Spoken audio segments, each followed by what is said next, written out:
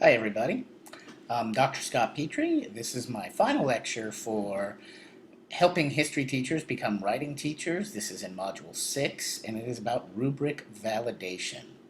Now, I've had several unpleasant experiences in my teaching career where I've been told, assign this writing prompt, use this rubric, have them all graded by next Thursday. Those are your periodic assessments. And when you really get into the rubric, you have trouble understanding it. There's no way your students have the background knowledge to write everything that's in the rubric, so what do you do? Um, I have sort of worked on developing a process. I wouldn't really call it a process, it's more stumbling in the dark. But what I have learned and realized that is that when teachers and departments and schools use writing tasks as formative assessments, these protocols are followed before evaluating these assessments. Many departments and schools collaboratively grade assessments during common planning time or during teacher professional development, and this requires training teachers to become evaluators in using validated rubrics before applying this knowledge to the analysis of the student work. So teachers need to come to consensus and explicitly what makes a piece of student writing a 4 versus a 3 versus a 2 versus a 1 before assigning the grade to students' writing. And often this is a slippery slope. In order to do this well, teachers must work together to identify exemplars or mentor texts that strongly correlate with the work that is defined by the rubric. So I'm kind of taking you through the beginning of the year in my classroom here, and our friends Montesano and De La Paz have taken us through scores of statistical measures that they've used in analyzing student writing. I teach ninth graders, and when I start with them, they can't write very much, or they won't write very much. So for the first entire semester, I drill into their heads about word count, and I insist that all my ninth graders are able to write to any essay in 1 hour. They should be able to pound out 400 words, regardless of whether or not they know anything about the subject. And I teach them just quantity over quality. A lot of people might argue against this, but I've always felt that they have to put the words on the page before you can teach them how to improve the quality of the words that they put on the page. Because if they only write 58 or 100 words, you don't have much to work with. But to get them to fully address the prompt, to go through every aspect of the prompt, if they put down 400, 500, 600 words, now you can go through with them, pull out some examples of good writing, and coach them into improving their writing. So for the very first semester of my course, I focus on this word count and word length. And I give students a full class period to write something. I kind of follow the DBQ project protocol where we spend a few days on documents and creating notes and having discussions about things before we actually get down to write. They should have written their thesis sentence before they actually sit down to write. They should have an idea of, excuse me, what they're going to use for evidence before they sit down and write. All of that is kind of built into this framework. And then after they finish their writing, what I do is I have them count up the words. And then I have a spreadsheet with all their names on it. They just report out how many words, and then I sort them into quartiles here, and that is their grade on the essay. I haven't looked at it for quality. I'm not going to look at it for quality. We're going to use peer review for that. So I will say I have these charts hanging in my room. I typically give out 12 large writing assignments like this per year, so 6 in the beginning semester, 6 in the spring semester. And when parents come into my room and they see these charts and they look for their kid's name, I go, oh my God, why is little Johnny all the way down here when all these other kids are up here? And I don't have to talk. I don't have to say, I think Johnny's kind of lazy. I can just say, I'm surprised at his level of production. What do you think we could do together to have him increase his word production to be more on line with his peers? And Parents love these charts. Students love these charts. They go and they look where they are. Are they moving up? Are they moving down? Who's the person who's always in the top five?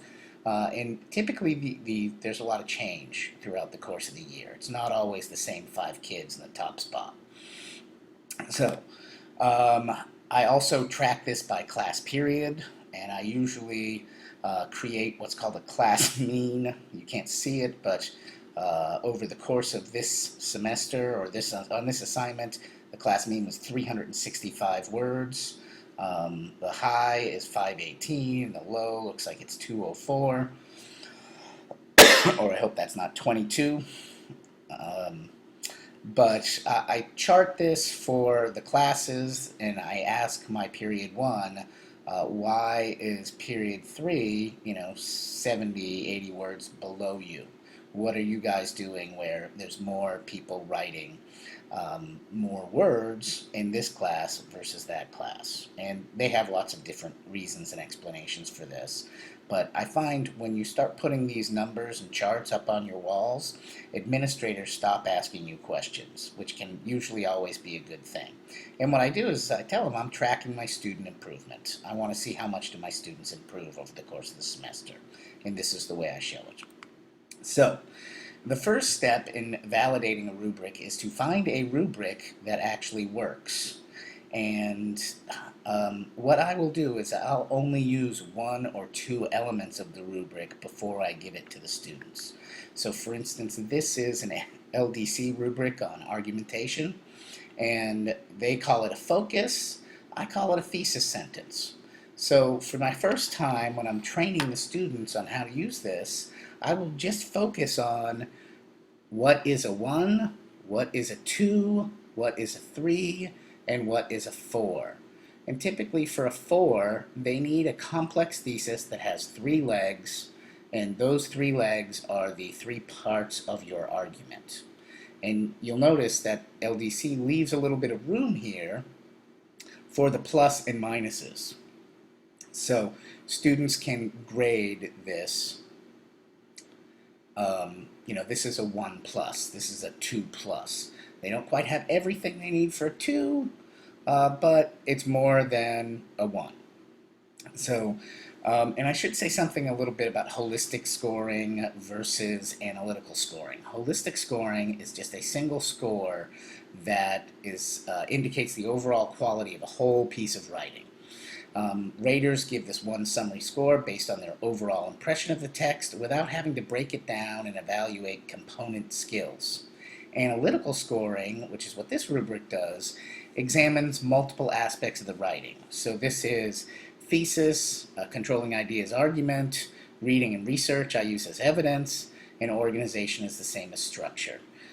Once you tell students synonyms for these words, these scoring elements, they kind of understand it. So you can use whatever your district uses for their terminology, and you'll find that these rubrics are pretty good at adjusting. So the analytical scoring assigns a score for each component, and this evaluation gives you a number of numbers to look at, a number of scores to look at that helps you guide your instruction. So this rubric from the LDC was one that I used. I just asked my students to evaluate a thesis statement, and I want to talk about how their results were. So I gave them each a sample of writing, 3 samples. And these are the numbers. N stands for the size of the sample, the number of people who read sample A, the number of people who read sample B, the number of people who read sample C. And what you're going to look for in this is two things. One is adjacent, exact agreement, and the other is adjacent agreement. So what this does is this talks about the reliability and the consistency of your rubric. Reliability is the consistency with which an instrument produces accurate measurements. And validity is the extent to which the instrument actually measures what it's supposed to measure. In other words, its accuracy. So when you test these writing rubrics, they use agreement rates to determine inter-rater reliability. And agreement is further defined as exact or adjacent scores. So for this one, most people agreed, 55% of the people who read sample A agreed it was a bad sample. It only got a 1. So its exact agreement is 55%. Its adjacent agreement is 89%. And, exact agreement in using social science research techniques and methods, exact agreement consensus rate should be 70% or greater to be considered reliable. Adjacent agreements that are within one score should be 90% and greater to indicate a good level of consistency. So I have used a number of different online tools. I've used Kahoot, I've used SurveyMonkey, I have used Google Forms, and when you put your rubric in and you're having students anonymously peer review each other's work, what you're really looking for is how close are these kids to being able to identify what is a good thesis versus what is a poor thesis.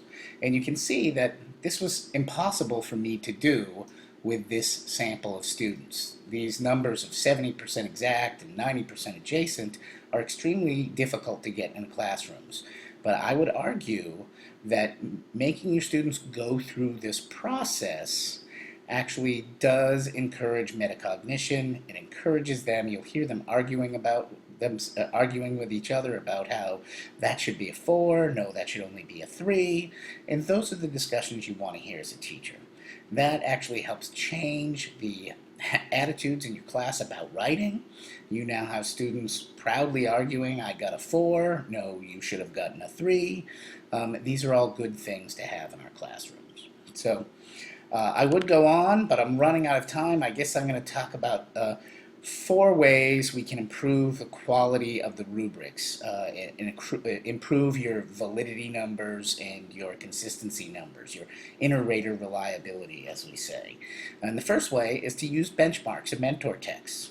So when you're training your evaluators, show them, this is a 4, and here's why it's a 4, and this is a 3, and here's why it's a 3. When you train them at the get-go, it improves the level of quality, the level of consistency. The next is you'll find that you increase these levels of agreement with training.